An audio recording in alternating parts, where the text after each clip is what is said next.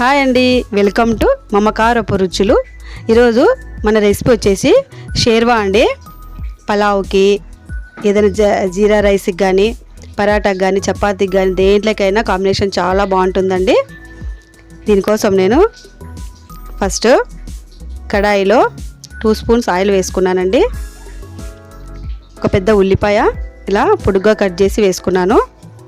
ఇది కొద్దిగా ఫ్రై చేసుకొని తర్వాత 2 టమాటాలు వేసుకున్నానండి. ఇవంతా బాగా మెత్తగా అయ్యేంత వరకు ఫ్రై చేసుకోవాలి.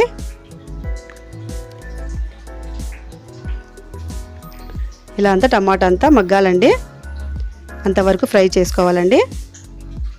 తర్వాత చల్లారిన తర్వాత మిక్సీ జార్లోకి తీసుకోవాలి.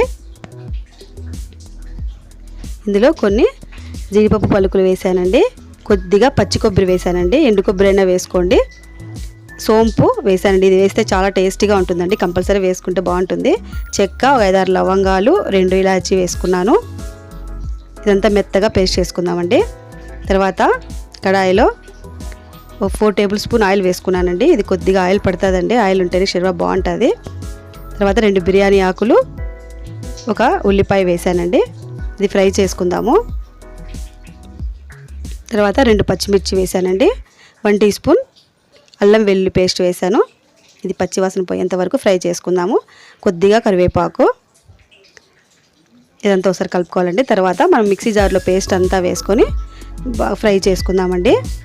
ఇలా ఆయిల్ పైకి తేలుతుండగా ఒక 1/2 టీ స్పూన్ పసుపు, 1.5 టీ స్పూన్ కారం, 1 టీ స్పూన్ ధనియాల పొడి, 1/2 teaspoon garam masala, 1 teaspoon chicken masala ఖచ్చితంగా వేయాలండి. తర్వాత తగినంత సాల్ట్, జీరా పౌడర్ వేసానండి 1/2 టీ స్పూను.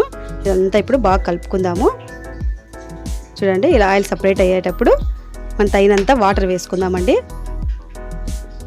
ఇలా అంతా కలుపుకొని ఇలా ఉడికించుకుందామండి. ఇలా ఉడికేటప్పుడు కొత్తిమీర, పుదీనా ఆకులు వేసానండి. ఇంకొక 5 మినిట్స్ ఉడికించుకుందామండి.